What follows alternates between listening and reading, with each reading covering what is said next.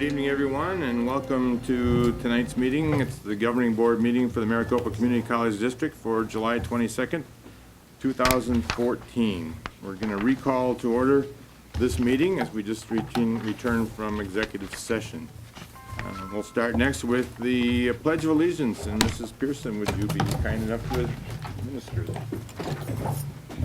Please join me. I pledge allegiance to the flag of the United States of America and to the republic for which it stands, one nation under God, indivisible, with liberty and justice for all.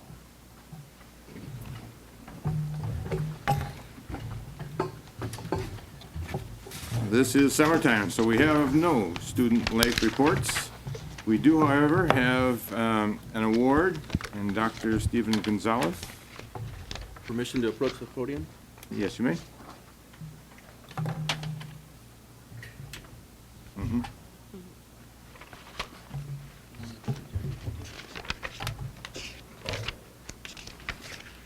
President Saar, governing board members, Chancellor Glasper, CEC members, and guests here tonight, I want to thank you for this opportunity to stand before you and present an honor to one of our most recent retirees and faculty. It is my honor tonight to present this Emeritus Award to Dr. Jacqueline Ferguson, who retired this May from the Maricopa Community College District after 22 years of service as a faculty member in the Mathematics and Science divisions at Gateway Community College. During her time at Gateway, Dr. Ferguson taught the entire gamut of chemistry courses from developmental to pre-professional, university transfer courses, driving a five-fold increase in Gateway's chemistry course offerings over a 5-year period. Dr. Ferguson served for 5 years as chair of the Math and Science Division, was a member of the Chemistry Instructional Council for approximately 15 years, and yet somehow found time to co-author CXC Chemistry, which was published in 1985 by Oxford University Press and has sold almost 80,000 copies to date. Does that qualify for New York Times bestseller?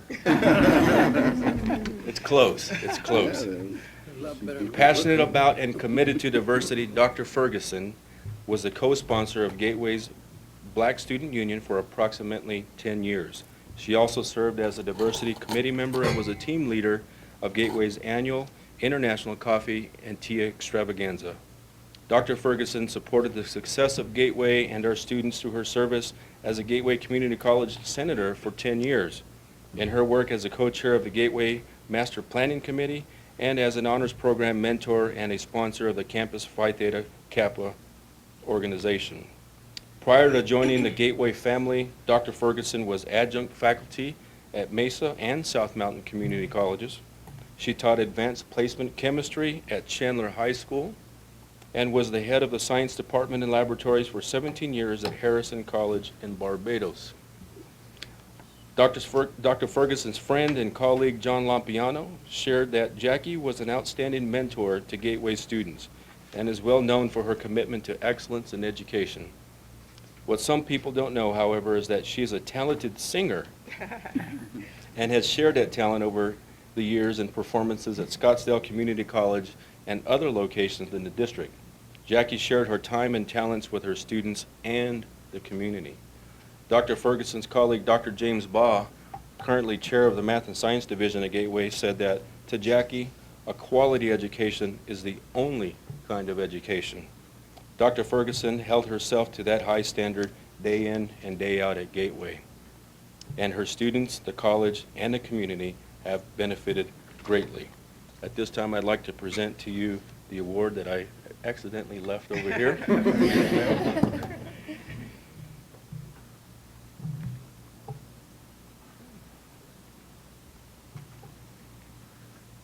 Dr. Ferguson, congratulations, and thank you so much for your support to the Maricopa District over the last 25 years.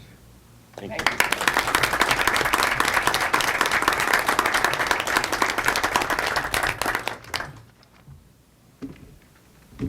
Chancellor Glasper, members of the Maricopa Community College Governing Board, Dr. Stephen Gonzalez, President of Gateway Community College, ladies and gentlemen.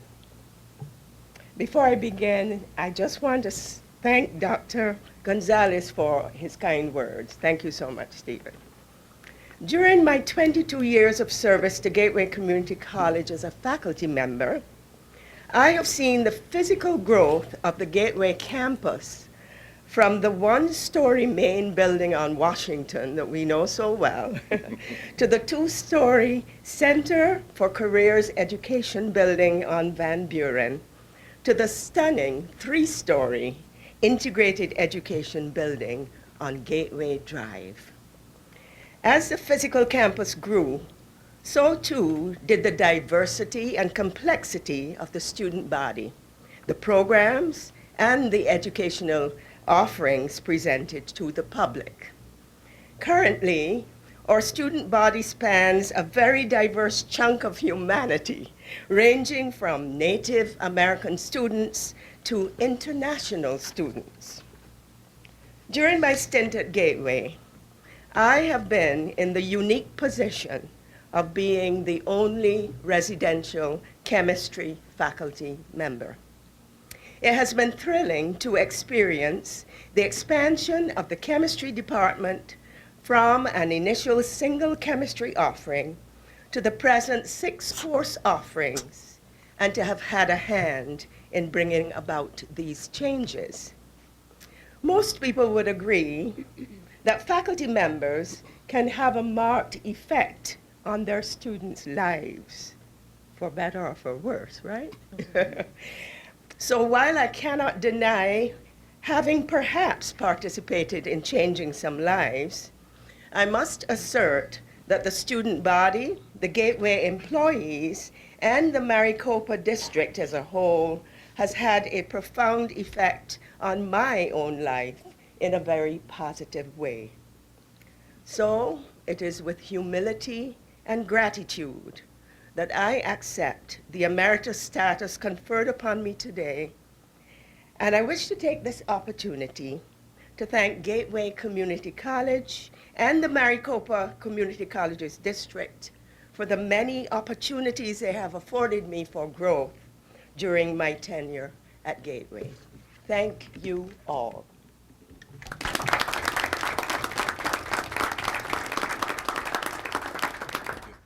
And thank you so much. That's another fine example of our faculty who are enjoying the world of retirement. Congratulations on all the years you gave us and all the leadership you provided at our college.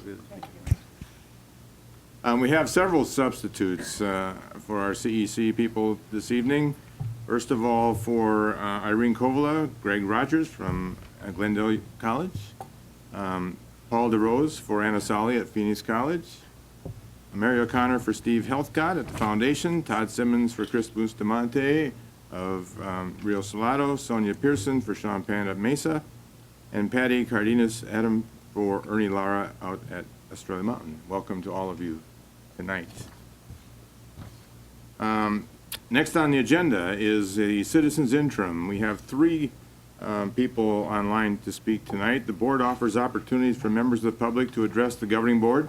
In compliance with the open meeting law, the governing board will neither discuss nor take action on issues raised during this portion of the agenda. When necessary, issues will be taken under advisement and placed on a subsequent agenda. It may be that discussions will occur in a future agenda item yet tonight. We have 3. I'll take them in the order that I was given. First of all, Mr. Miguel Corso, representing himself. Miguel? Please limit yourself to 3 to 5 minutes, if you would, so that we give everybody a fair shake. Thank you.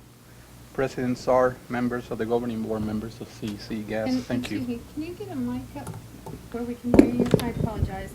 Yeah. Okay. Does the counter start now, or? That's Okay. good, you're good. All right.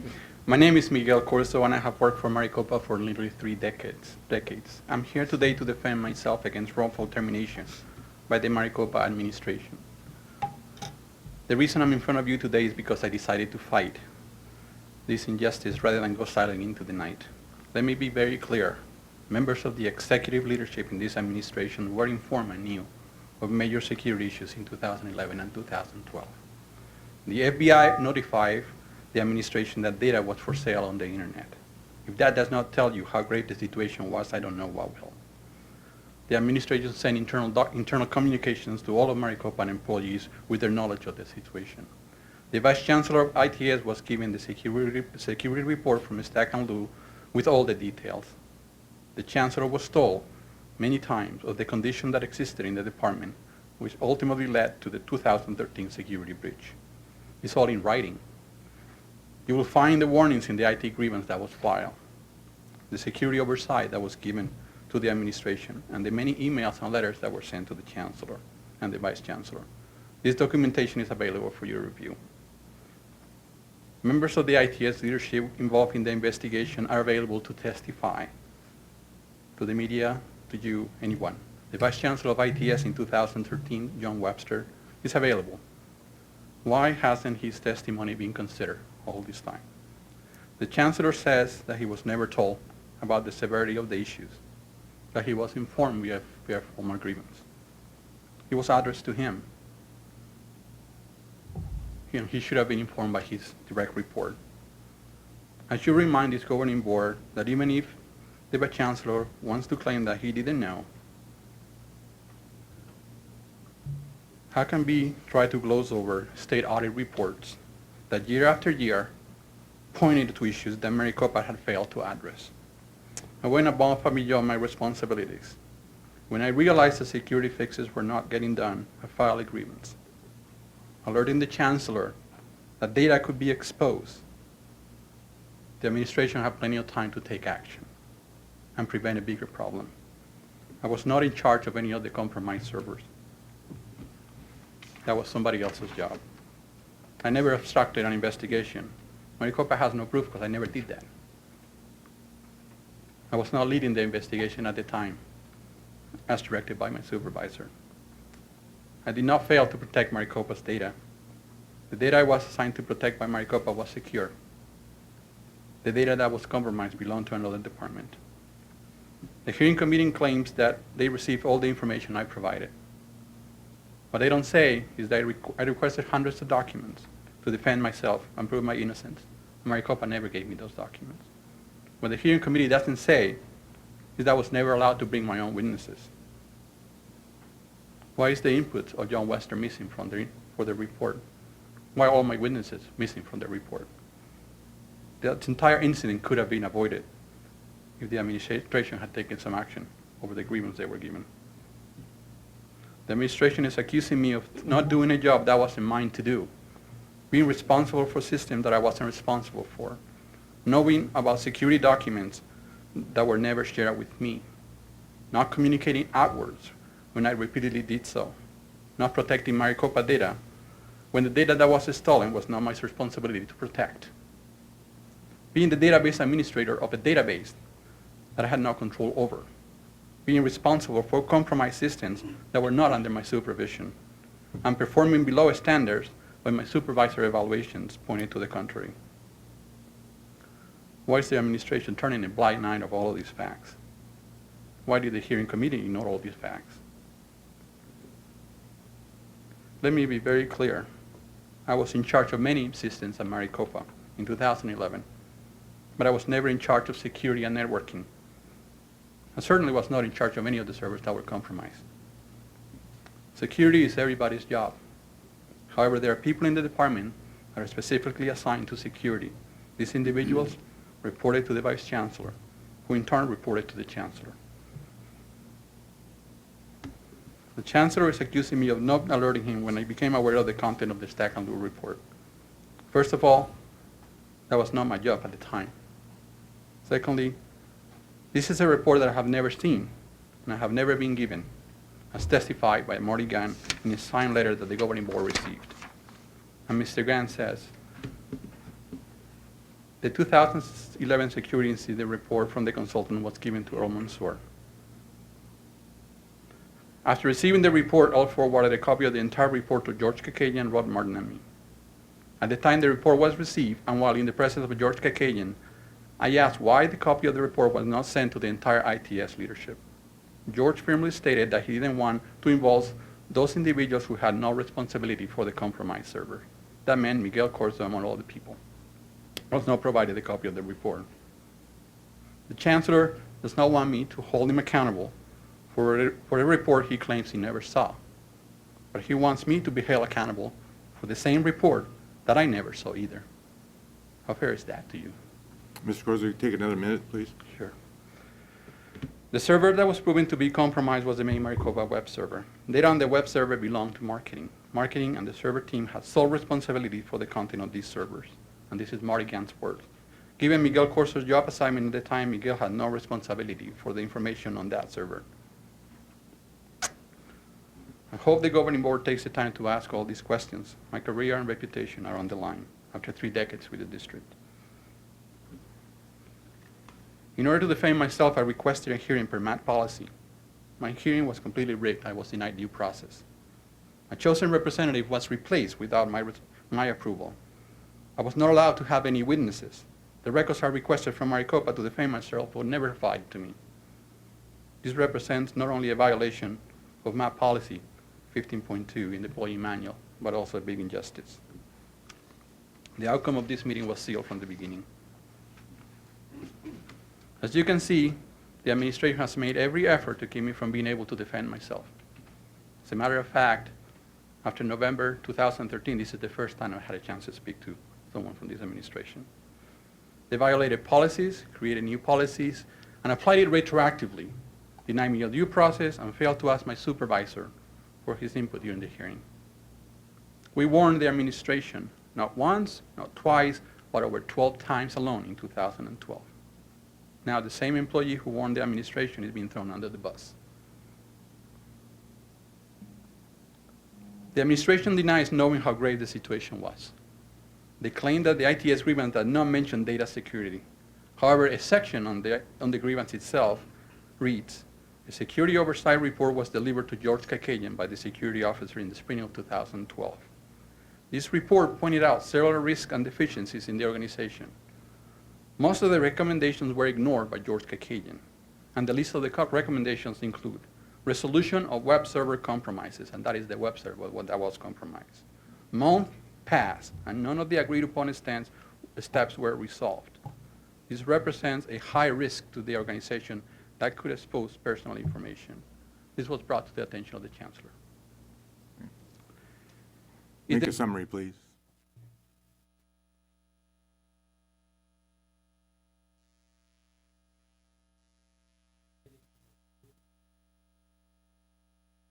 Sure.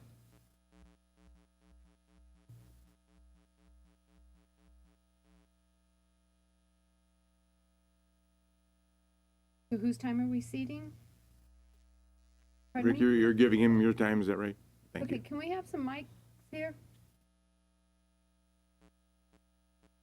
No, they're No, not working. just tap it. Something went off. There we go. Gotcha, thank you. This is not a good time for the mics to go. No. Maybe hold one, because something's changed in the volume. So far, so good. Just keep going. The grievance itself is not a call to action. No. Bear with us, we'll get somebody on it. I have plenty of time. Okay, better or worse? That's better. Okay. If the grievance itself is not a call to action, I'm not sure what is. If the message I just read you doesn't make someone take action, I don't know what will. We filed a grievance in 2012. It was sent to Dr. Glasper at least twice prior to the 2013 incident. The administration never responded to it, which by itself represents a violation of policy. It has been my intention to always do what's right to the best of my abilities. Maricopa has recognized that over the years with multiple awards, promotions, and excellent employee evaluations. Never in my entire career have I performed below standards. Never in my entire career have I received a bad evaluation. The lack of concern, care, and mistreatment from the administration over the last several years is what caused the 2013 incident. The organization lost a tremendous amount of institutional knowledge. Nearly 50% of the department left. Losing a team of educated, trained, and productive professionals is what left Maricopa compromised. I never turned a blind eye on anything related to my job in Maricopa. I did not take chances to save my job. On the contrary, I put my career on the line and reputation to try to save Maricopa from this embarrassment. Now, the organization is sparing no expense to end my career. I encourage this board to own their own findings and ask their own questions. If the board fails to make that investment, they'll be leaving themselves open for litigation, and the court will tear us apart. The time is right to do what's right. Please take the following into consideration as you make your decision tonight. In order to make an informed decision, the board needs to listen to the only legal sworn testimony about the security accident that is available to date. This is the testimony of Erman Saar, available for purchase from the courts. Have the board heard this testimony yet? In order to make an informed decision, the board needs to hear from George Kakajian. Where is George? He was my supervisor. He did my evaluation and gave me marching orders. He knew about the Stack and Lumm report. He knew the organization was at risk, and security work had to be completed to fully protect Maricopa. Why didn't he report this to the chancellor, or did he? I made a public records request 6 months ago, and I just received last week a partial list of records that I'm still reviewing. Why has the Maricopa administration denied me access to the information that is not confidential or even public record? My own employee records were denied to me prior to my hearing. The letter of termination wrongfully assumes that I have seen a critical document, the Stack and Lumm report. That document was never shared with me. I just don't know what I don't know. Why was that critical fact missed from the committee? I have been denied due process in a hearing that was one-sided and heavily stacked in the administration's favor. Nearly all sections of the MAT dismissal process in the MAT policy manual have been violated. Please consider all my contributions to Maricopa over the last 3 decades. Many of the systems that Maricopa still uses today are systems my teams developed and put in place. For years, I supervised one of the largest ERP systems and identity management systems in an educational institution in this country. None of these systems were compromised in 2011. Can someone performing below standards do this?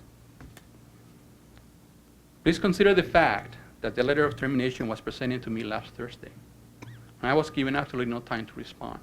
This is unfair. I didn't even know my name was on the board agenda until yesterday. Take a minute to... Yeah. Honesty, integrity, responsibility, transparency has been at the forefront of our organization for years. This incident has made us forget some of the core values. Please join me in my fight to bring core values back to this organization. Some of you have fought injustice before and understand what it feels to be in a position tonight, like I am tonight. I'm shocked and I'm ashamed of the behavior of the Maricopa administration. I don't understand the need to make me a scapegoat, sacrificial lamb. I am a victim of this administration's attempt at avoiding accountability. Why are you spending so much stuff and so much time and money to throw me under the bus? This is a systemic problem that will be here long after I'm gone. And if you allow things to continue, Miguel is not the problem. I'm just a middle manager trying to do the best I can in a place I love. The chancellor doesn't want the buck to stop with him, but it does stop with him, not with those of us whose responsibilities had nothing to do with the 2011 and 2013 breach. This scapegoating is dishonest and should be unacceptable to the board. Don't allow ego and pride to get in the way of logic and common sense. There has to be a better way. I love Maricopa. I am very sorry for what happened in 2013, and I am very sad for what's happening to Maricopa today. However, that wasn't my fault. This is a great injustice. This is truly to sin against hope. Please take the time to do a proper investigation. The 2.5 million people who have been at risk, who has been at risk of identity theft deserve no less. The taxpayers and students of Maricopa County who are now paying for more tuition because of the breach deserve better. I'm asking you today to remove my name from the separation list and hold the administration accountable. I went above and beyond to save Maricopa from this embarrassment.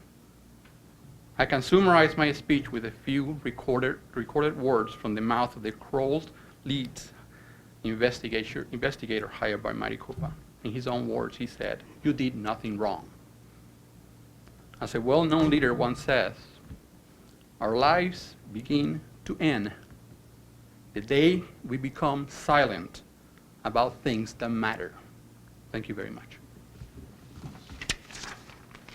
Mr. Chairman? Yes, ma'am? Mr. Corzo? Yes. Will you please approach? We are not going to have a discussion. This is not a discussion. But I do want to,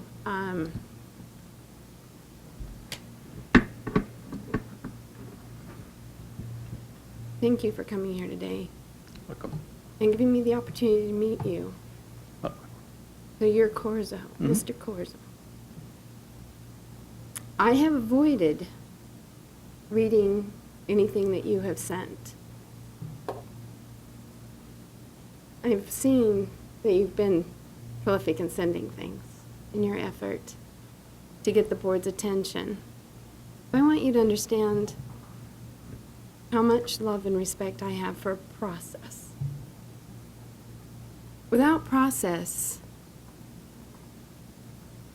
we are nothing. That's correct. Without respect for process, we are fools and make mockery of this whole entire everything. And my commitment, and my loyalty, and my love, and my life believes in the integrity of process. So I have not responded to any of your emails. I've not communicated with you, and I have avoided any chance of even discussing with you what has been gone, what your position is or what's gone on. It's not out of respect for you. I just want you to understand that. I understand. It's out of respect for the process. I understand. And sir, I wish you had been shown that same respect in this process. I do take a little bit of exception, and please don't take this personally. I understand your frustration in trying to find someone to blame for what's happening to you. I do. Because when monsters or Goliaths come against you, God, that has to be terrifying.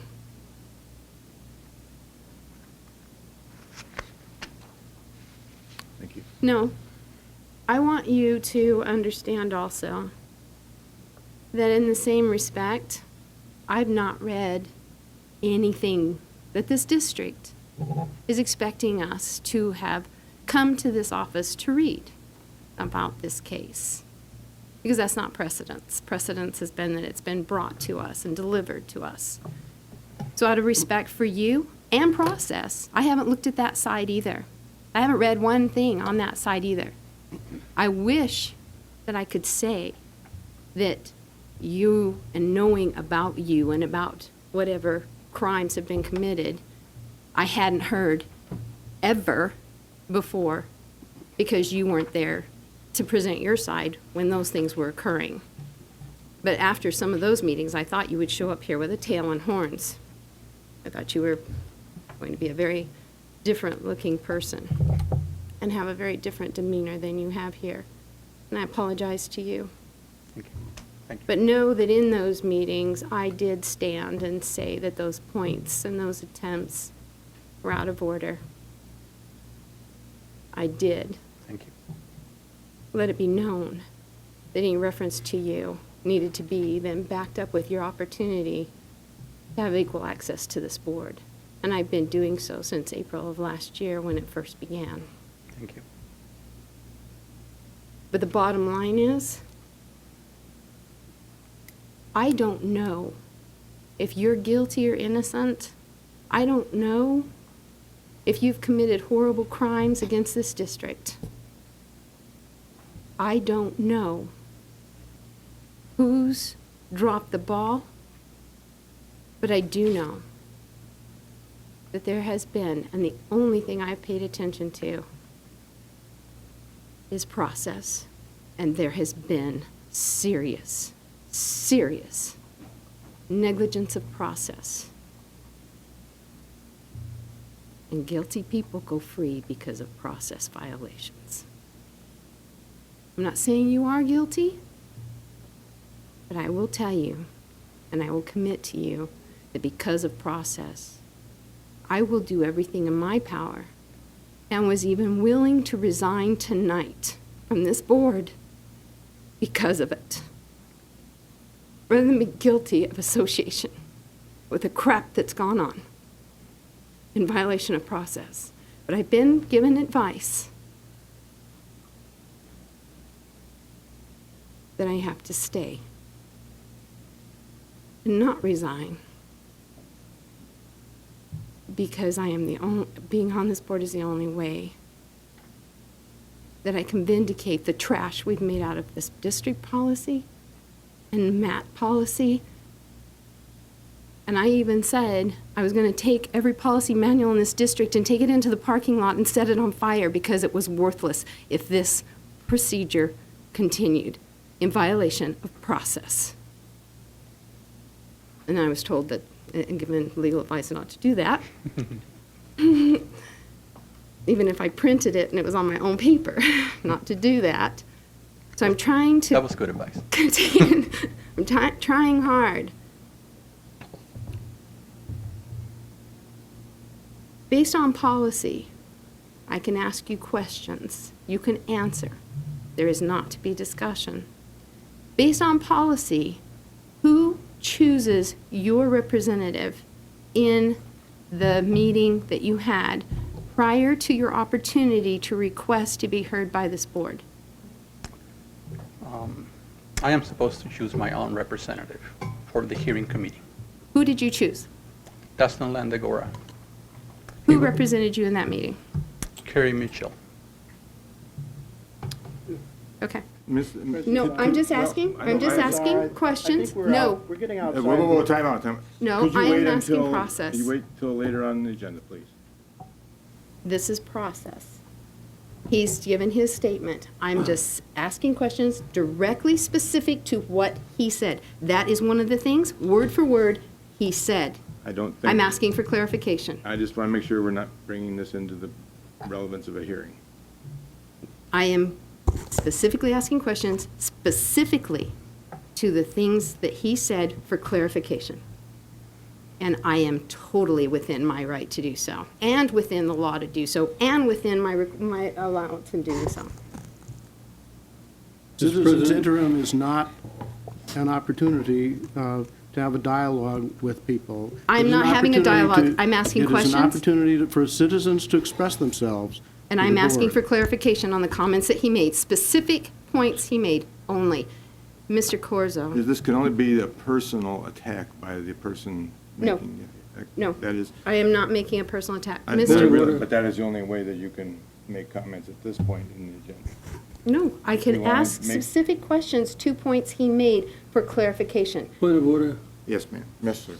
Mr. President, this is becoming awfully close to a rehearing of a hearing which took place under the policy that was adopted by this board. The policy of this board is in fact a contract with its employees. And this is becoming right at the dangerous point of becoming a violation of that. This part of the agenda is to hear the public. If it is the intent of this board to rehear the findings of the committee, of the hearing process, then we should do so. And we should begin again. We should begin by calling witnesses and allowing the entire process to be gone through. But Mr. we Chairman, cannot that is not select my parts and question. pieces. My question has nothing to do with Mr. the Chairman, I hearing. have not finished yet, but we cannot select parts and pieces or individuals with which to query and allow a circumstance that doesn't provide for total and absolute fairness. I'm sorry if someone on this board did not read the transcript. I'm sorry if someone in this board did not read all of the supporting documentation. Oh, please. Because had they, some of the questions they are asking would have been not only answered, but placed in context. And so to ask them when the response is clearly going to be one-sided and not provide for a fair and equitable process, that's abuse. And I think we have stepped over the line, Mr. President. Mr. Chairman, no hearing Mr. ever Amir? asked or said anything about and covered it or asked. Ms. Pearson. It's his right to Time out. answer Wright's You have- question. I'm not going to allow this to go any further at this point in the agenda. You're going to have your chance to talk about anything that you want to when it comes time for the agenda item on Mr. Corzo.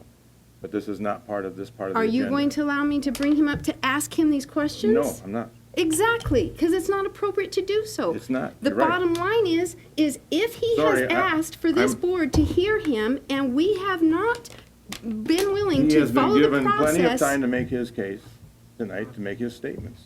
And he's had other time. Did he ask and file a grievance to be brought before this board? He answered Point that of order, question. Mr. No, he Chairman. didn't. Our directions read that no discussion will take place during citizens interim. Those are our directions. We can ask concur. questions for clarification. Well, I'm asking for clarification. Did he no, we can't. ask for a grievance, Ms. file a Ms. grievance, and Pearson, ask for this I'm- board to hear I'm going to call you him? out of order, I'm sorry. Mr. Corzo, I apologize, and thank you for your comments. Thank you. I'll next call up Mrs. Martinez.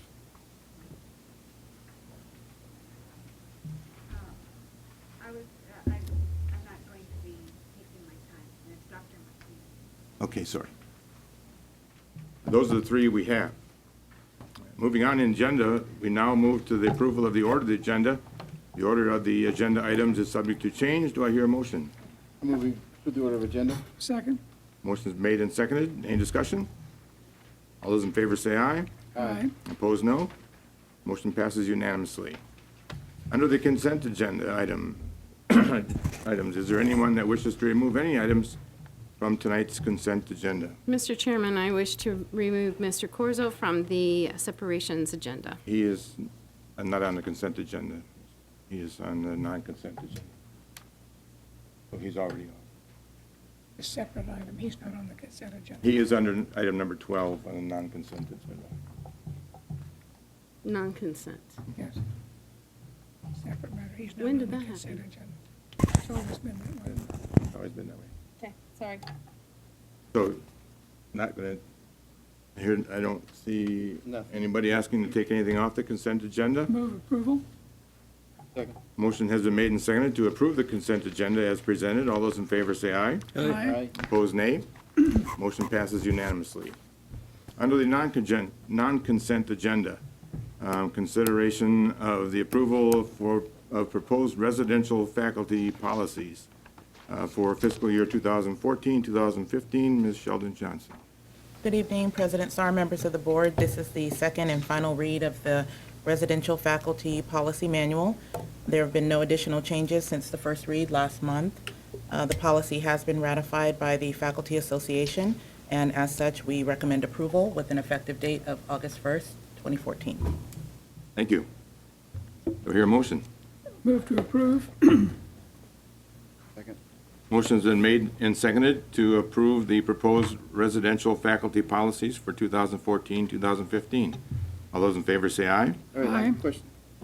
Sorry, question. On 3.5 and 3.16, residential faculty, replacing and retaining,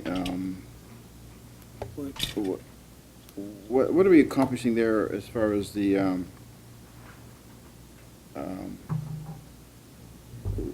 salaries and sabbatical salaries? What is the changes that we're trying to accomplish in that point?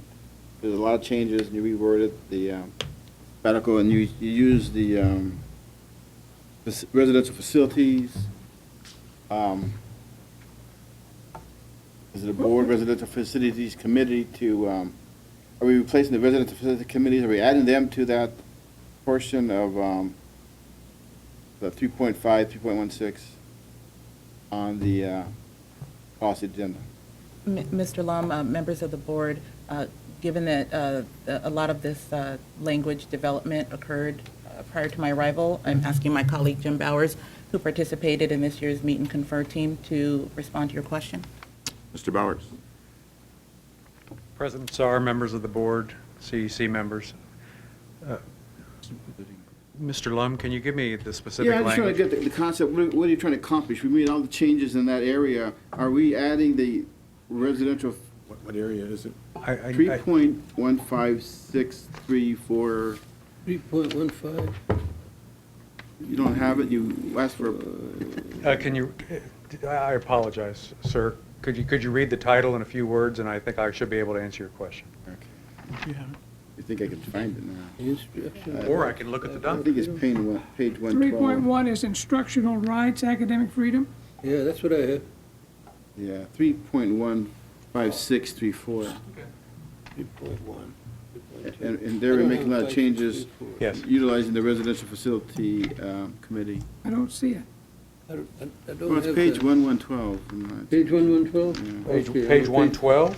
No. Let me go to page 112. Well, no, that's on library. No, that's before that, I'm sorry. 3.15.6.3? Yes. That is a portion of the new language that was placed in the RFP this year regarding the retain and retrain policy for residential faculty.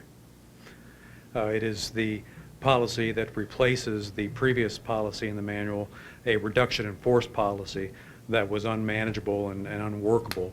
And this policy negotiated and worked very closely with our faculty members as a policy that acknowledges that there are occasionally times when programs are reduced and faculty positions are eliminated. And this policy is designed to create a mechanism by which residential faculty members in those positions are retained and retrained for other work in the district where there is a need for their services. So we structured how we, if we have a drastic cut in student enrollment and we have to cut staff, we did the whole whole policy on that? Yes. And, Yes. How does this residential faculty committee come into play on that? Are they have a say-so on who retained and that, or that's still the dean's responsibility or No, department heads? it is a collaborative, interactive process between the presidents of the president of the particular college and their administrative staff, working with their faculty senates and their faculty members at their campus to review what the president believes are rationale and the reasons for reducing positions. Then the administration is required to provide a tremendous amount of information to faculty so faculty can analyze that and work together with the president to be able to make hopefully a joint recommendation to the chancellor if there is a need to actually reduce any position. So it's a very collaborative process that follows along in the whole spirit of the IBN facilitated conversations we've been having with faculty for the last 4 years. And what parts are we changing? Because that's the whole reason we have the residential faculty policy, right? The RFP is to protect faculty from rifts, right? Well, I mean, What's the gist of this? Where are we going? Why are you well, changing? the gist of this is that the previous policy basically just was all designed to lay off faculty members in positions that were identified for reduction. This policy is designed to, as far in advance as possible, identify those areas where reductions may be necessary, sometimes due to overall enrollment decline, and other times just due to a particular program that it no longer has the necessary attendance, but to identify those in advance to allow the committee, another committee that's referenced in here, to work with the employee to develop a plan of retraining in order to be retained and placed in another position in the district. Mr. Chairman? Yes. I can give an example. If someone's in an occupational program, for example, that is no longer viable, students are not signing up for those programs, if that faculty member had some math background, that faculty member could have some time to take some math classes and perhaps then move into the math department. I understand, but we had a policy, now we're rewriting the whole policy, and I'm kind of like trying to find the essence of why we changed it, because we've taken years to develop where we're at. Yes, but the previous and now all of a sudden policy, we're writing it. the previous policy had no language in it or no concepts in it around the ability of a faculty member, through the participation of faculty by paying that faculty member through professional growth funds to be able to design and finish a training plan that renders them, as Mr. Burke said, renders them then qualified to be able to teach another position where enrollment is high.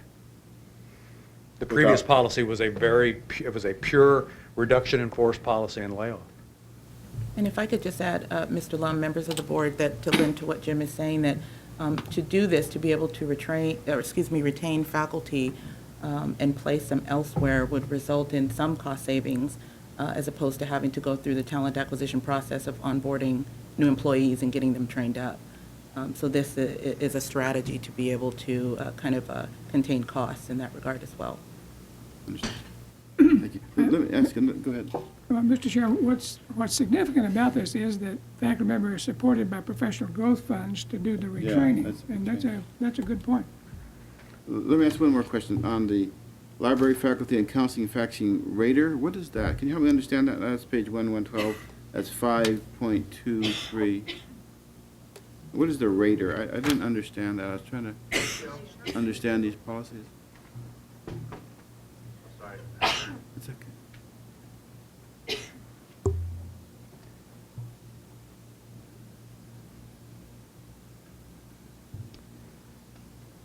Section again, please, Mr.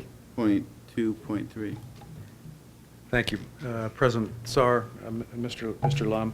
In 5.2.3, this is an establishment for all of our individual colleges except for Rio of a ratio to make sure that we have a minimum number, and as a goal, as an aspiration going forward, a minimum number of residential library faculty, and one residential counseling faculty per 1,000 footsie. We are attempting to make sure that across the district at our colleges we have minimum staffing in the occupational areas. So if we have 15,000 students, we have 15 counselors? We would have 15 members, yes. 15,000. Excuse me, 15. No, we would have 1.5. It's footsie, not. It's footsie, not students. Yes. Mr. President? Yes. Just out of curiosity, what is the ratio today? If aspirationally, we're seeking 1.5. No, we're really not that far from these ratios at all. We're almost there. This was just requested by faculty and easily agreed to by the administration because except for in a couple places, we are almost right there, and in a few of our colleges we're actually over. So this is not something that's like the 60-40 ratio that's going to take us 8 to 10 years to get to. It's just kind of a point of importance in regard to as we're looking at the next faculty positions, possibly through 60-40 that are filled, to make sure that we are considering the occupational faculty. Thank you. Thank you. I have no more questions. Okay. Any further questions from the board? Thank you. Hearing none, we'll vote on the approval for the proposed residential faculty policies for fiscal year 2014-2015. All those in favor say aye. Aye. Aye. Opposed, nay. No. Motion passes 4-1. The next item on the agenda, 11.2, is the approval of proposed staff policy manual revisions for fiscal year 2014-2015. Ms. Sheldon Johnson. President Saar, members of the board, this is the second and final read for the staff policy manual. There have been no additional changes since the first read last month, and the policy has been ratified, the changes to the policy manual in the appendices section has been ratified by the 5 employee groups. As such, we do recommend approval with an effective date of August 1st, 2014. Do I hear a motion? Move approval. Second. Motion is made and seconded. Discussion. Yes. Yep. While it's being stated that this policy has been approved and ratified by the 5 employee groups, in reality, there is a very small portion of this document that has been ratified, and even for the 5 employee groups to even be given a chance to ratify and approve. And the reality is that we are using terms and manipulating process and creating favors to some to create a culture that is not healthy for this district in the process and the way that this has gone on. And it is creating a document that is draconian and is not the best that Maricopa is capable of. So I am not in approval, will not approve this and will not vote for this, and want to challenge that we can do better than this. And I sure hope that we do so soon. Is it any particular items you're thinking of? Charts, I'd like to apply the charts that are being basically put into this to those who are putting them in place. I feel that this is just not the appropriate way for setting up the way we manage our faculty and staff. Our faculty and staff need to be given more of an opportunity to, and when this very first started, we were told that, you know, they've been doing this for years and it's going to be taken away from them. And it was like, whoa, whoa, whoa, if you'll remember right, I was like, time out.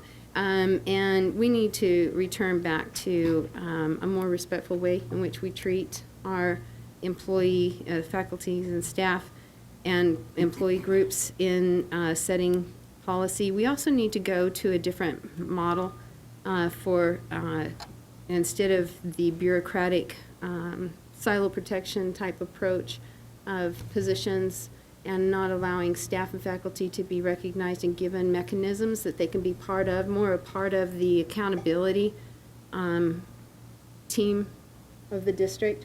And we need to have more respect in their need to be treated more as an equal. And there's a whole lot of things that we could do, and these policies hold us back. And so I'd really like to see some major changes and encourage some major improvement in this area. You know, our policy is, you know, the role we play is we don't hire and fire and get into the, and actually enforce policies. So if we could approve this and then bring back some policy suggestions or some models that you have in mind. Thank you. Bring those forward. And I think, Ms. Sheldon Johnson, this is a renewal for this year, but I'm assuming that this is a document that is continually looked at, and we probably will have this on an agenda item a year from now? Correct. It is a somewhat living document in that we continue to try to modify and improve it going forward. So But we could also scrap this rather than modify and improve and go to a completely different model that's healthier for the district. I believe that last year was the first time this one staff policy manual came into existence. So it is somewhat of what you said, an elimination of what was old and introduction of new. So in that regard, going forward and continuing to refine it, I think is a viable option. I've asked that we be proactive in collecting kind of what the organizational interests are, in that on a day-to-day, different issues crop up in terms of implementing some of the policy language. So to try to track those things going forward, so that we can approach the language updating process in a more kind of strategic and thoughtful way, as opposed to in response to issues as they pop up. Well, not only having good policy, and I want to thank all the people that worked on this for years. I mean, I know a lot of work in changing all this, and all the people that have done committee work, but we hopefully have good policy in place, and we want to bring those back if we want to look at different models, but we need to enforce the policy we have, and I'm thinking of the example, I read in the paper about Coconino County nursing program where they were really doing some negligent grading and negligent classroom work. People were complaining, and there's procedures in place for that, but they were being ignored, walls being built, and the policies weren't being implemented. And now they're in front of the Higher Learning Commission, and I think it's, Chris, your job to enforce that we have those policies, and we don't have, when someone complains and says, hey, there's something wrong, we don't attack that person and crucify them and build these walls and say, no, we don't want to hear any information. It's our job to enforce the policy, listen to criticism, and have a procedure where we do that. It's more than just having policy. We have to have a culture where we listen to problems so we can solve problems, not where we hide problems. Any further discussion on this item? Hearing none, we'll vote on the approval to approve the proposed staff policy manual revisions for 2014-2015. All those in favor say aye. Aye. Opposed say no. No. Motion passes 4-1. Item number 12 on the agenda is the approval of termination recommendations for Mr. Miguel Corzo. Dr. Glasper. Mr. Saar, may I approach the podium? Here.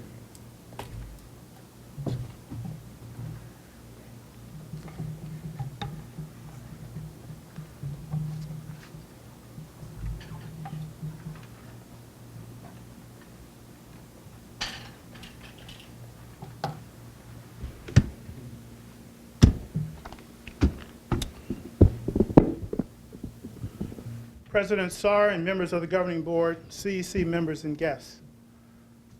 I would like to take some time tonight to highlight my recommendation to the board that employment of Miguel Corzo be terminated. The full text of my recommendation and findings of the hearing committee, which I support, were published on the district website yesterday and are incorporated by reference in my comments tonight. I strongly believe that any action short of Mr. Corzo's termination would be inappropriate based on the nature of the conduct at issue and the 2.5 million people who are potentially impacted by it. I ask you to stand together with me to support this recommendation so that the public we serve and our employees understand that we take the privacy and security of our sensitive information entrusted to us very seriously. Employees who fail to protect sensitive information will be held accountable by me and our board. I want to make clear that Mr. Corzo knowingly waived his right to appeal the hearing committee's findings by refusing to give testimony, be cross-examined, and otherwise fully participate in the process established by this governing board. Rather than testify and be cross-examined in our established disciplinary proceedings, Mr. Corzo instead walked out of the hearing and created a public controversy proclaiming he was wrongfully accused. Since the recommendation to terminate was made, Mr. Corzo and his advocates, including Mr. Galvan, have waged an extensive public relations campaign to persuade the board to preempt the appeal process and make a political decision without input from the independent investigator, advocacy from counsel for the administration, or the findings of the hearing committee. Mr. Galvan and his clients have made many unsworn statements and shared with the board, the press, and the public many documents they claim exonerated Mr. Corzo. Some of these documents do not exist in any Maricopa Community College district system. The person who claims to be the author, Mr. Earl Mansour, wiped his computer before he went on leave. In their publicity campaign, Mr. Galvan and his clients have published information that is legally confidential because it jeopardizes the security of district data. The committee did not prevent Mr. Corzo from having his written evidence, including his written response to the charge, entered into evidence and considered. It was. The committee's findings and recommendations that Mr. Corzo be terminated are supported by substantial evidence. It is clear from the evidence presented, and I agree, that Mr. Corzo failed to work in collaboration with other members of the IT team to assure that his database was secure. Once he heard of the preliminary findings of Stack and Lew in 2011, Mr. Corzo should have insisted that Stack and Lew be allowed to fully investigate his database, which was reportedly advertised for sale on the internet. Also, he should have informed executive leadership and the board about Stack and Lew's specific findings. I agree with the testimony and the committee's findings that Mr. Corzo's failure to provide accurate, reliable, and timely information of this kind to executive leadership was motivated by a desire to protect his job. Certainly, he would have faced serious questions about his performance if the true condition of vulnerable data found by Stack and Lew in 2011 were disclosed to his supervisor or higher. The findings that his conduct was willful is supported by evidence. Mr. Galvan and his clients suggested that Vice Chancellor George Kakajian had actual knowledge that the data in our system was vulnerable to intruders in 2011. The hearing committee's findings to the contrary are supported by the record. I want to be perfectly clear that no one informed me at any time before 2013 that access to our system was wildly misconfigured and that the data of 2.5 million people was very insecure. What did come forward to me from Mr. Earl Mansour was that a small number of files containing old personnel data from a few hundred faculty members were not protected from hackers, although there was no evidence that the information had been accessed.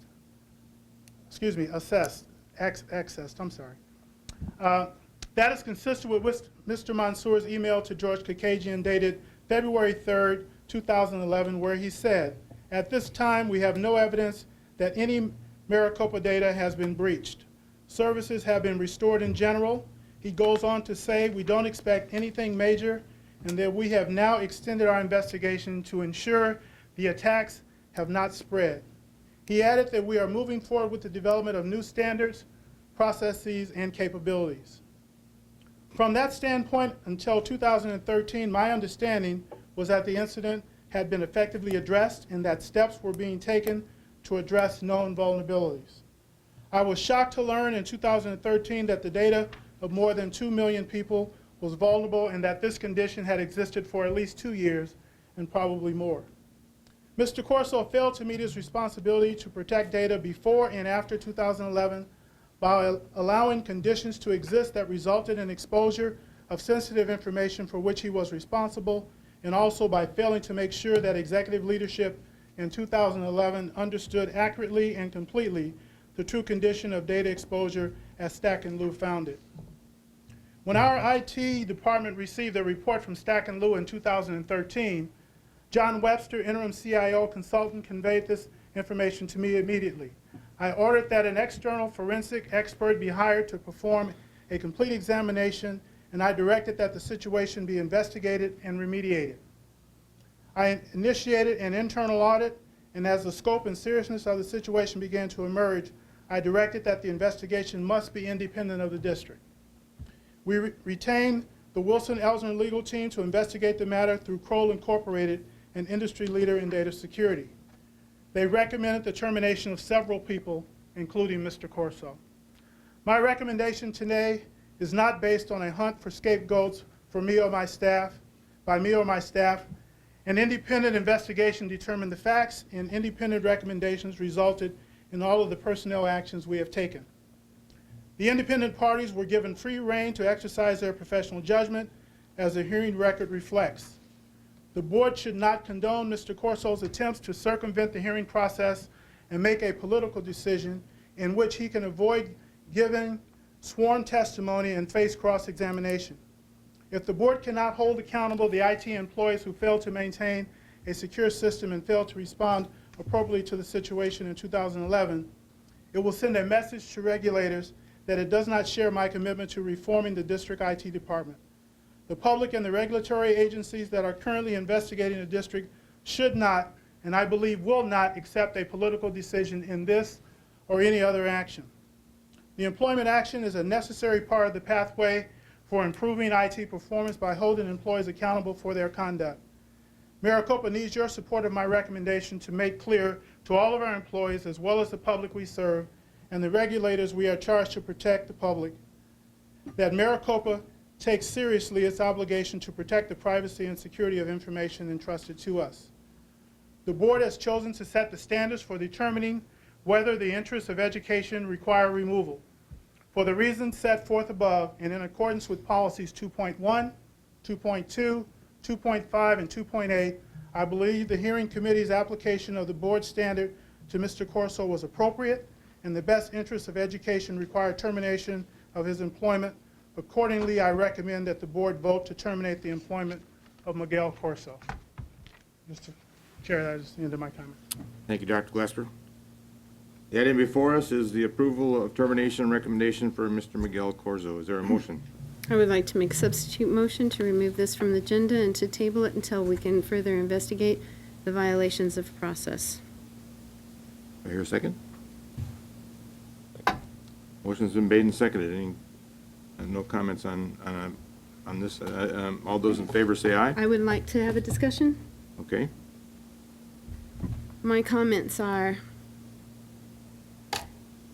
There was a comment made earlier that it was unfortunate that I have not read, and I therefore will file impugning. I have not read these documents because I believe in process. I believe in procedure. I do totally support and am committed to procedure and process. I am totally committed to this district addressing the issues that have caused this incident to occur. I am totally committed and want regulators to know that there is a lot going on and a lot being done to address this. I do not believe that Mr. Corzo is a scapegoat. This is not a political decision. This is one out of total and complete commitment to process and procedure. My position is that if we violate process and procedure, even to get to the guilty, we are more wrong. And the bottom line is, we are like a jury. And at any point where there has been process violated, the jury is immediately told they can't hear any evidence. They can't hear either side. They can't hear anything because they are to be removed, basically, while the process measures are being taken care of. And because we have process measures that need to be addressed, I'm asking for this to be tabled. We need to look at process, or we need to have it looked at, that have been violated. We have had comments made to us from the Chancellor's evaluation a year ago concerning Mr. Corzo when Mr. Corzo was not on the agenda.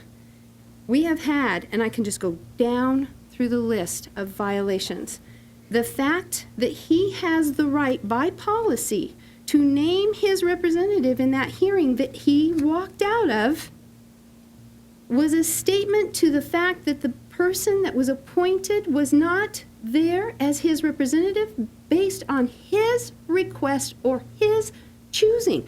That is district policy. My God, everybody run scared if this is the way we do things. None of you are safe then. Your policy means nothing if you don't sincerely get to choose the person that goes into that hearing. We have to support policy, procedure, and practices. If he's guilty after we address that, then fine.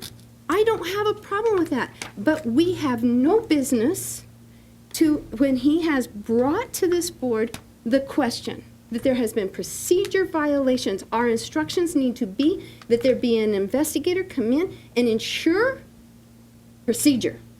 Procedure first. And after procedure has received the investigation that it is entitled and we as a board are required to protect, then move forward. I am not going to pretend that I know if Mr. Corzo is guilty or innocent because I have respect for the process and have, out of that respect, not read a thing. Not one thing. And even down to the process and procedure of everything in precedence where we received documentation and information about cases of this type of discipline, dismissal.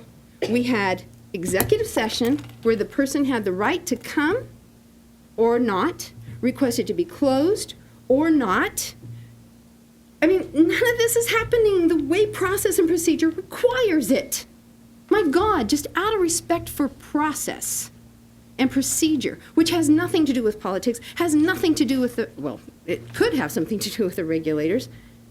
Out of respect for all of that, let's get the process and procedure right. And my heavenly day, this board knows how many times I have said point of order, point of order, point of order, and pointed out things and said, out of expediency, yes, let's just run it through and do this and do that on almost every agenda and sessions. Let's vote on this. It's not on the agenda to be voted on.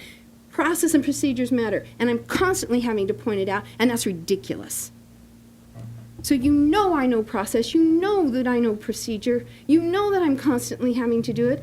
Please acknowledge that maybe, just maybe, we need to step back and not be engaging ourselves in information on either side yet, because the process, and this is the point of my question, did he have a representative there that he asked for according to process and procedures and rules of policy? That's all we need to know. If there was violation, I'm sorry, this doesn't move forward. If we do, we have uncovered ourselves from our liability protections as a board. So please, whether you think he's guilty or not, set it aside. Because it doesn't matter when you violate process. It does not matter. At that point, we see it every day in a court of law. People who are guilty go free because process and procedure was botched. And we have that responsibility here to make sure that process and procedure receive its due respect. We have to. We are those safeguards. We are that gatekeeper for process and procedure. And we have no other choice. But because of just simply the fact that he did not have his right to an appointed representative at that hearing, to suspend until that is corrected or looked at or investigated by an outside independent body. Thank you. Any further discussion? Hearing none, sorry. Yes. Mr. Lumm or Mr. Burke? I'm not clear about what an outside independent body is.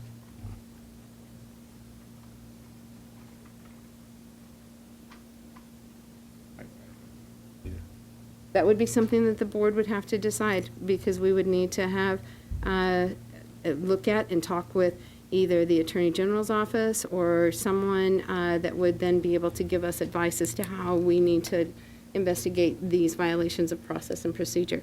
We need to get someone independent that can, and that needs to, and this board needs to look at who that would be, but it is incumbent upon us to make sure and guarantee to every employee in this district that process matters. Process is respected. Process and procedures and policy are protected and upheld by this board. And that is very, very important to the integrity of this district. So whatever independent you guys want to decide, I'm just saying we need to step back. The point I'm raising is, I don't know what happens if we were to approve this. Well, we would have to consult with our attorneys and others to find out what that process, I don't have the answer. The proper place and person to give us those instructions will be someone like the Attorney General's office. Somebody outside that can tell us what we need to do to ensure that policy is followed. Somebody who understands open meeting law and totally is committed to following it. Somebody who understands policies and procedures with their life instead of haphazard and catering to efficiencies and effectiveness and then until they're called out on it, so that we can make sure. We need also eventually to do an independent study to help and support the chancellor in identifying why this happens so often, that we have these things occur that have to be called out for process and called back and put on the agenda correctly. We need to get to the bottom of this and use this as an opportunity to correct this as a cultural issue.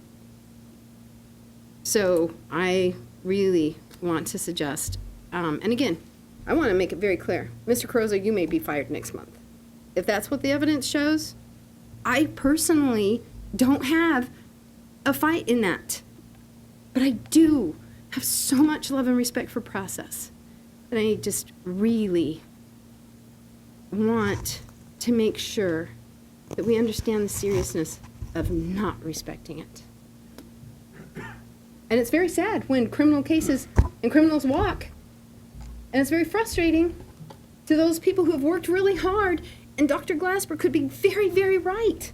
And I respect that. Two people can have different opinions about what happened. So, and be, in weird ways, both right.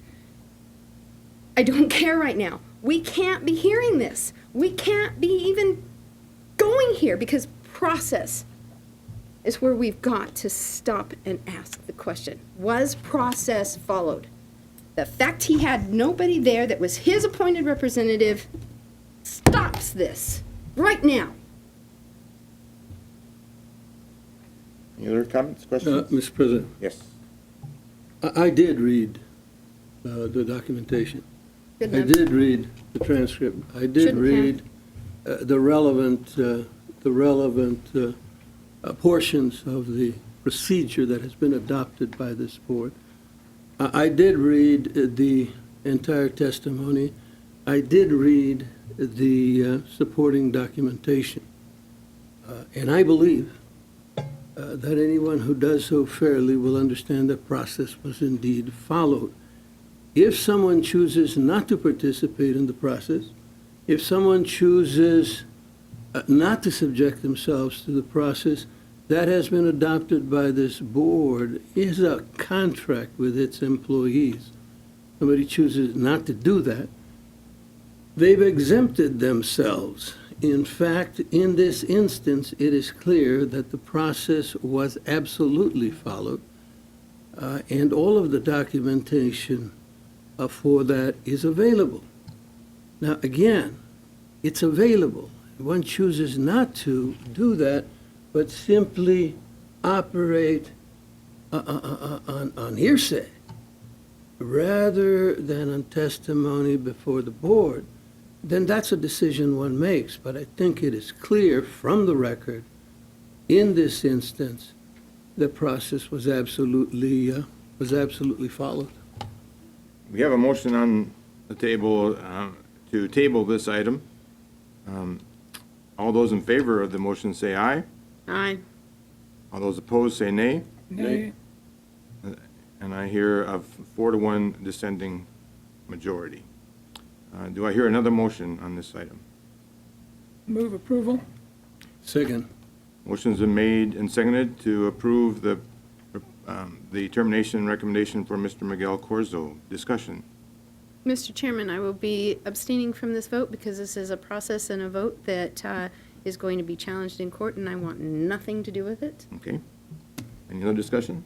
Like Alfredo, I read all the documentation, and I just have doubts. I think all it is because Mr. Corso is in charge of SIS, and he should have had made sure it was secure, was the only reason he's is being accused of this, because he wasn't in a high position at this time. And to me, I think that's the reason to doubt. I don't think there is reason to terminate Mr. Russo. I do have problems with everybody. When I read the thing, everybody pointing the finger at each other instead of taking responsibility and coming up with solutions, especially after the fact. But I have problems with that. I think we should problem solve and not point fingers. But I have a reasonable doubt. I concur with that final. I think we had, it's not just Mr. Corso. He happens to be the only one left other than our Vice Chancellor. No, he's not the only one. There were several of them that were dismissed earlier or took leave. And we had an awful situation where people pointed fingers at everybody. No one took charge. No one took the responsibility for what any reasonable employee, in my mind, would do. We've had a habit in this district for decades of shuffling people around when they weren't able to fulfill the role that they were in at one college to another college and or to the district. And I think that's an action that we need to eliminate. It's part of what got us, in my mind, into the situation that we got into in our IT department. I just think there are lots of things that we learn from this experience, and I think that it's important that we take that into consideration for the future. Mr. Burke. Chairman, we've heard testimony that the Vice Chancellor and the Chancellor had been informed a dozen times about the security incident after 2011. I have yet to see a memo substantiating that, except for one undated printed memo, which would not stand up in a court of law because there's no one knows when it was written. But there's nothing in our computer system, evidently, that someone can bring up to say, on this date, so-and-so was informed.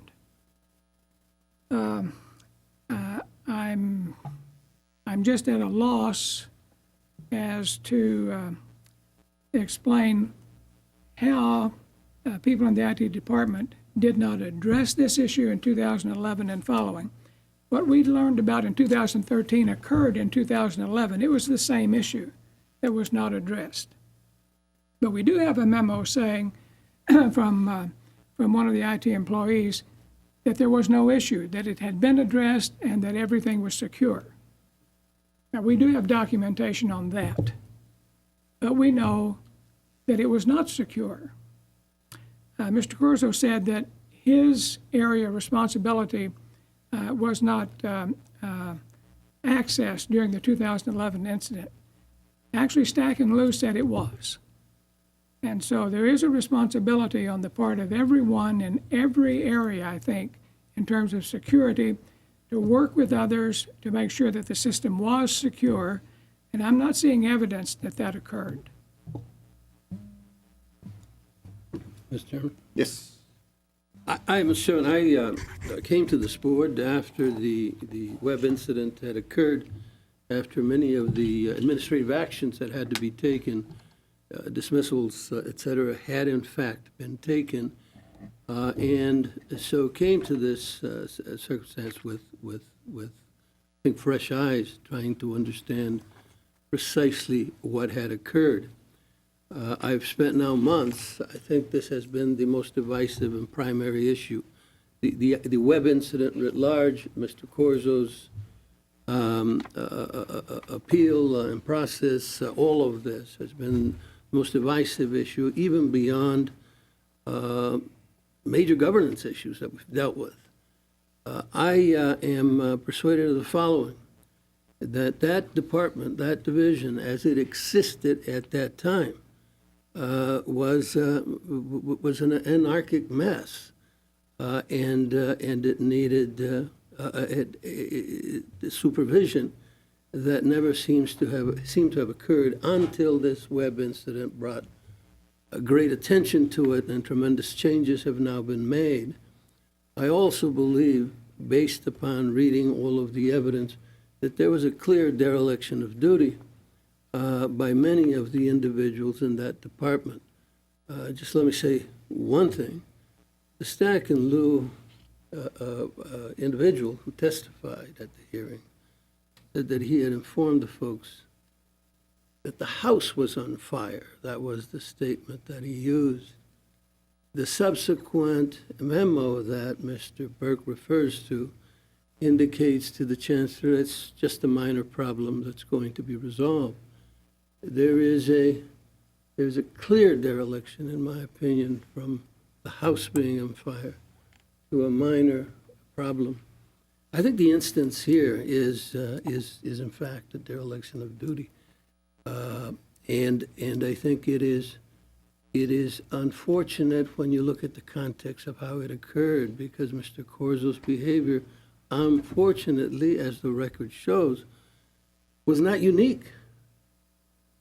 It was a department full of dereliction, and one hopes that has been corrected and that appropriate supervision will take place and we will never repeat this again.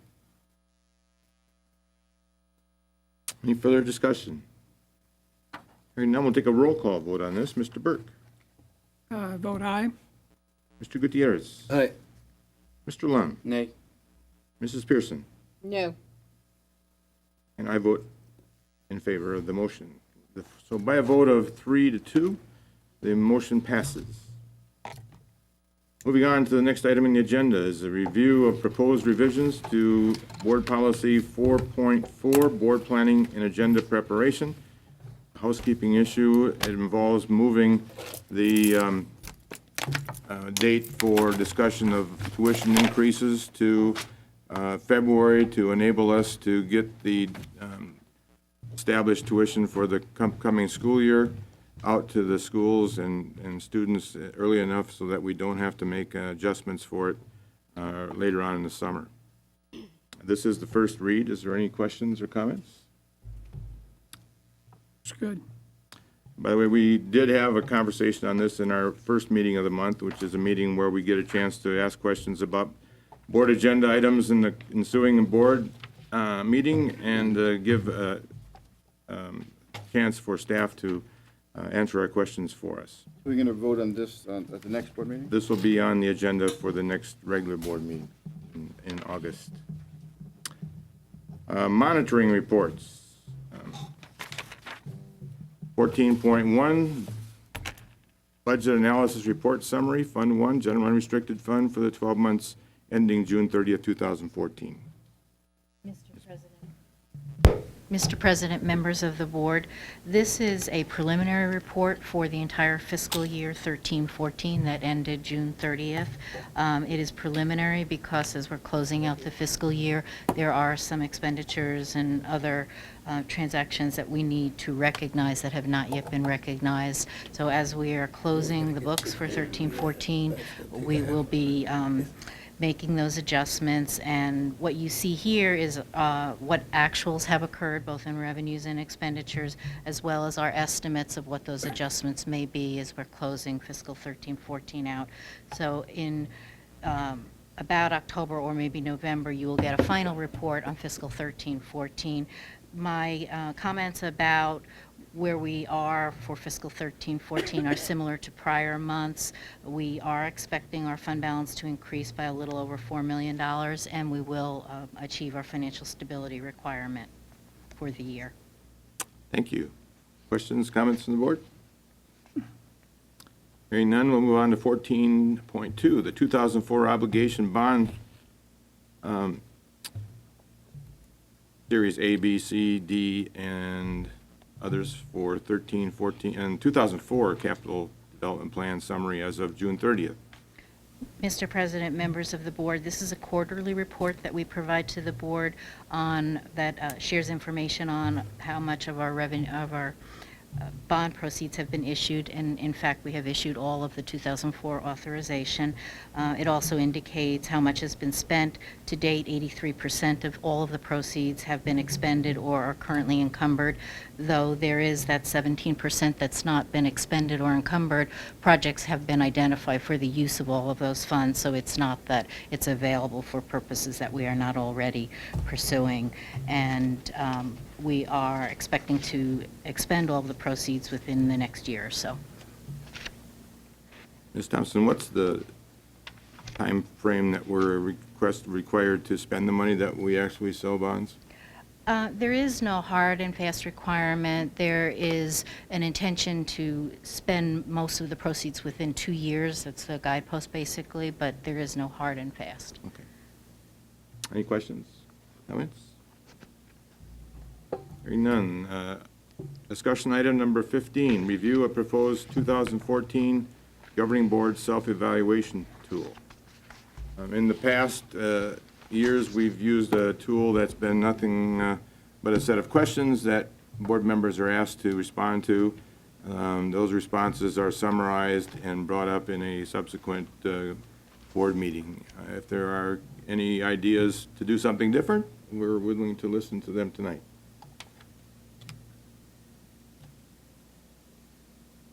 I have no recommendations. Okay.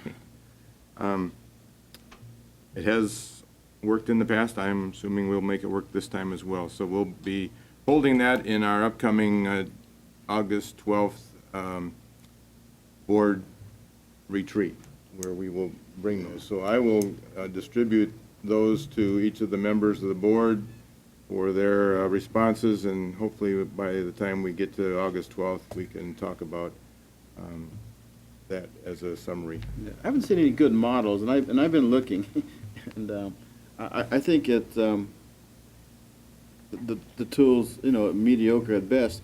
But I think what we just do is ask each of the board members to bring up concerns and maybe what do you see as your vision in the future, and how would you see the district going, kind of questions, and make it a topic of the big picture as opposed to, who's dressing how and stuff like that.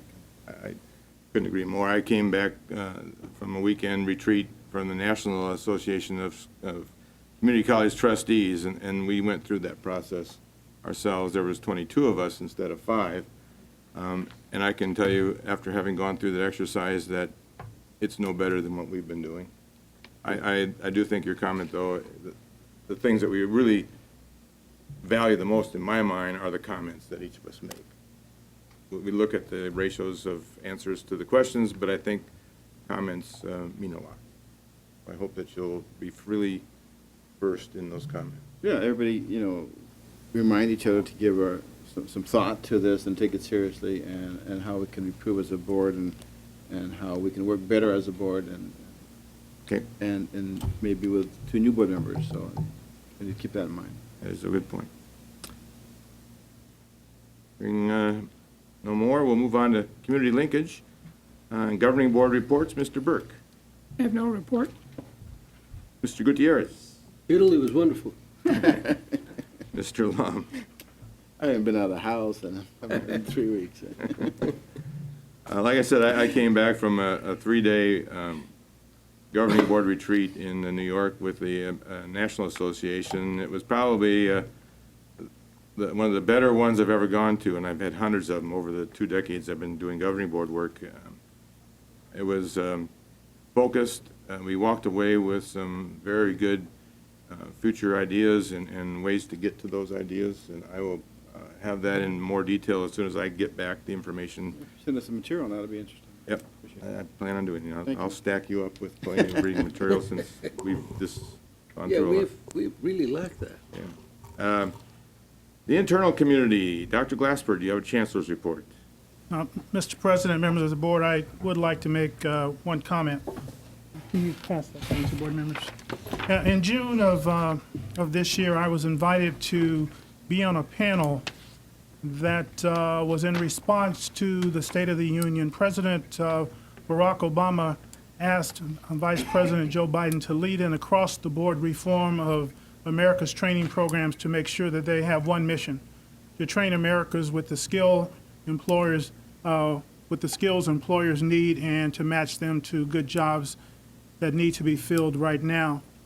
And what they did is a group called Third Way invited about 20 administrators from multiple venues across the country, public and private institutions, and also those who were innovative in many ways in supporting education across the system.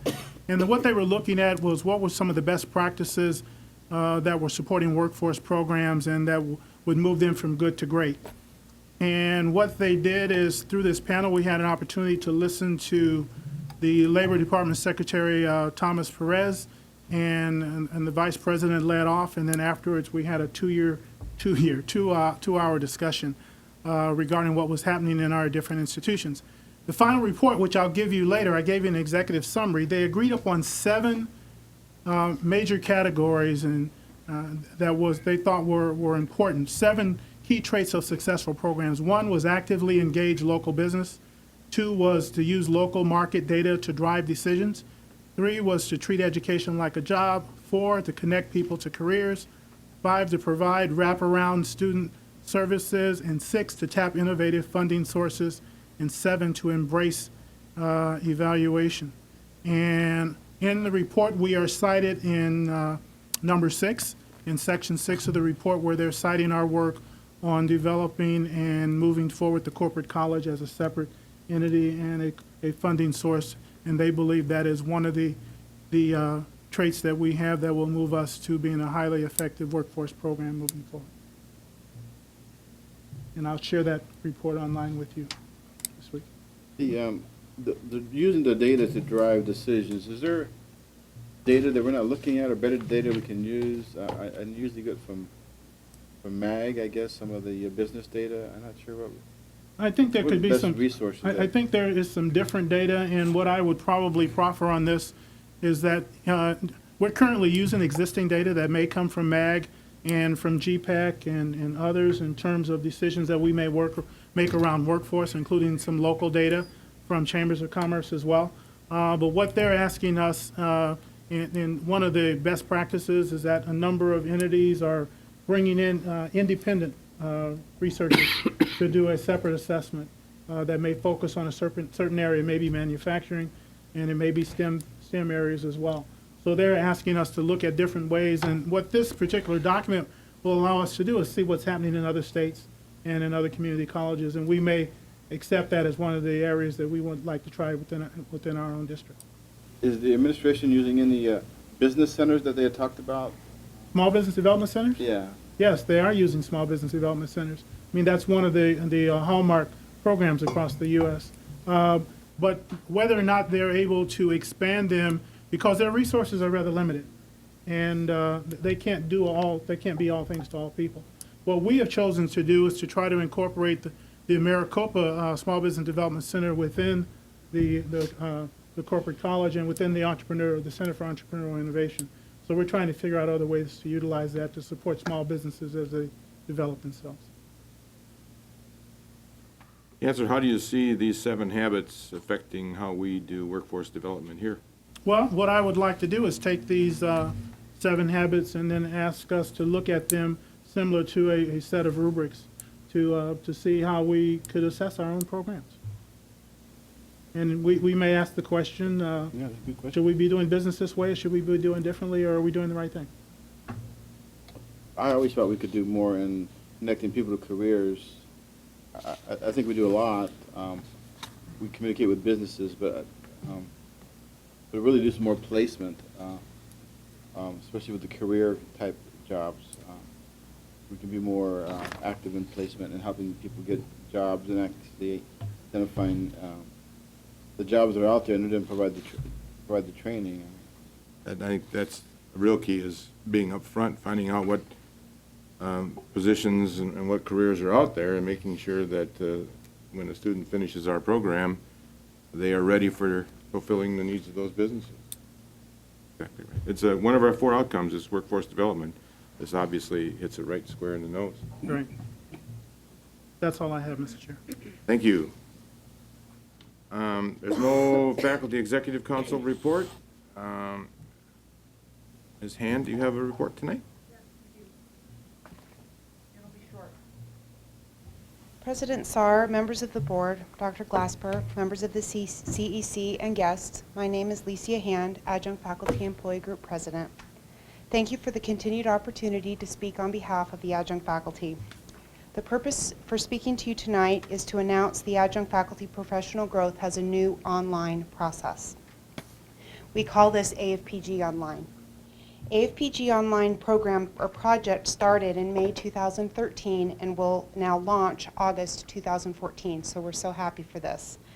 The Adjunct Faculty Professional Growth, or AFPG, is administered by the Maricopa Center for Learning and Instruction, which is in the Academic and Student Affairs Division, short MCLI.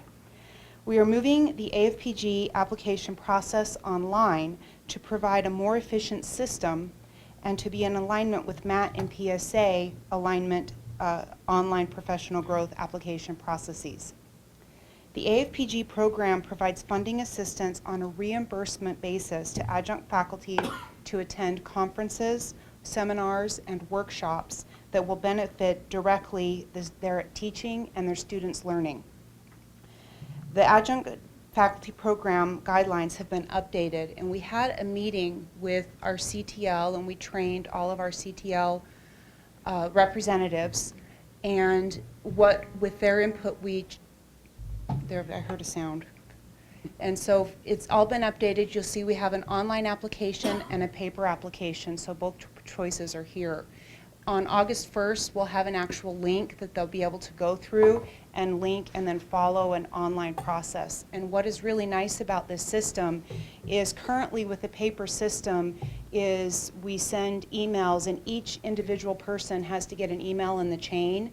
Once this online system will go through, all the emails will be connected, and if the applicant, if the adjunct faculty needs additional information or more justification for what they're doing or more justification for the costs, everyone in the chain will get an email indicating that that information is needed.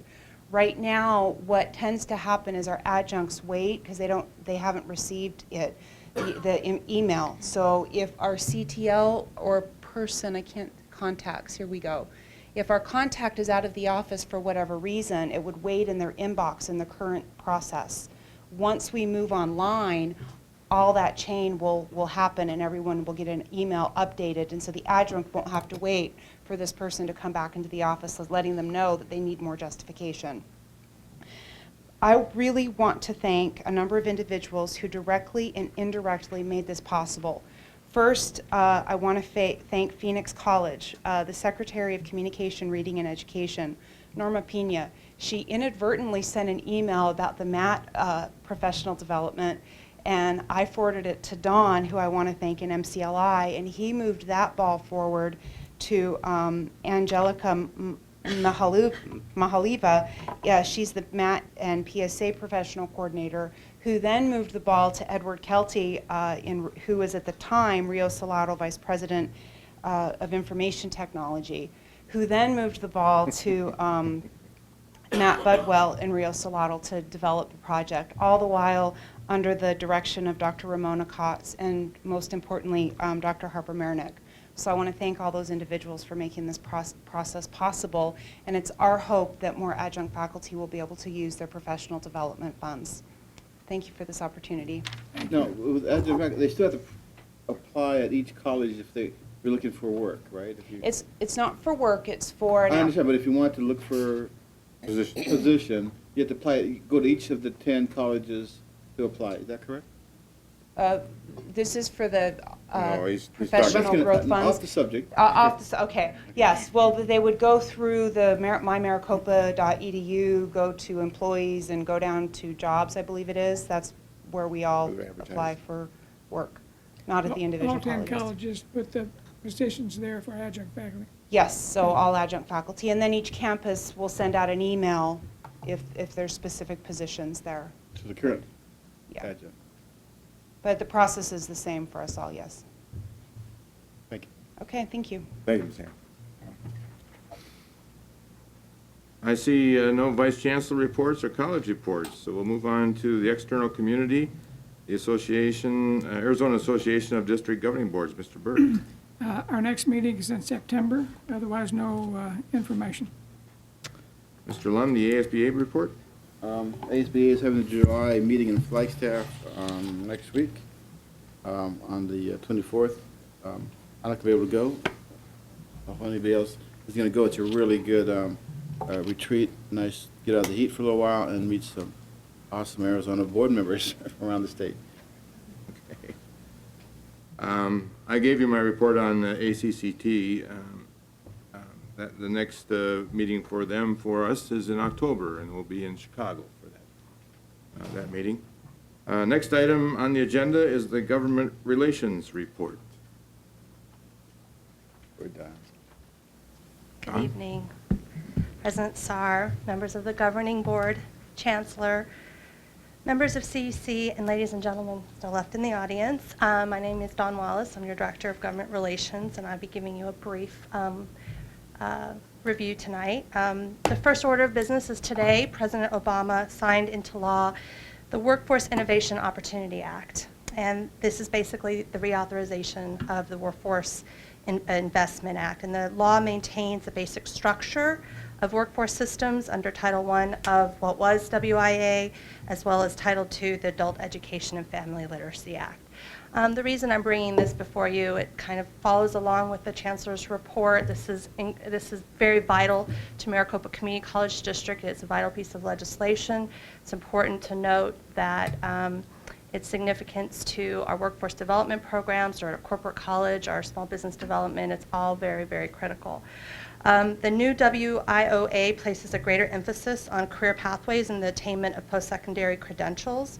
It also eliminates the current sequence of services that stipulates individuals can only receive training if they've first completed core services. There are two very important provisions, one relating to accountability. The law streamlines the accountability process by creating 6 core indicators that are common across programs. These are basically performance indicators. There is about a year delay in terms of that implementation. However, some of the indicators include participants who are in unsubsidized employment, median earnings of those participants, as well as tracking progress and attainment of a post-secondary credential, degree, or certificate.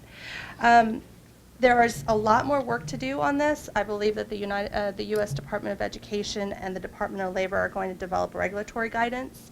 And so we'll continue to track this and what impacts it has on Maricopa. And while you've given me about 2 minutes, I'd like to give you a brief update on our state relations program. We are fully engaged in the election cycle currently. We are meeting with prospective candidates for state office. We're giving them an education on Maricopa. Most of them are prospective, but we are meeting with incumbents who seem to be moving towards leadership positions or key chairmanships that will be vital to our networking come the legislative session. I wanted to make sure that you all are aware that Chandler Gilbert is hosting a gubernatorial forum on July 28th, and that is, obviously very important for our districts to have such a presence in such a significant political way. Also, I would like to let you know that in conjunction with the Center for Civic Participation, my office will be involved in our governing board candidate forums that are going to happen in September and October. We will provide you more information as that becomes clearer and the dates are more firm. Over the course of the next 2 months, we'll be developing our 2015 legislative agenda along with what will be our budget requests to the state. We will also be working with all of the colleges to develop some tour itineraries. We hope to bring prospective and incumbent legislators to all of our college campuses when we have our students out in force prior to the legislative session. And finally, we will start next month putting together a team to plan Maricopa Day at the Capitol, which I hope will happen early on rather than later. As you recall, we had to cancel because of session ending.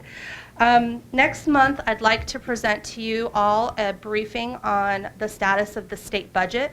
Many of you may have heard there are some very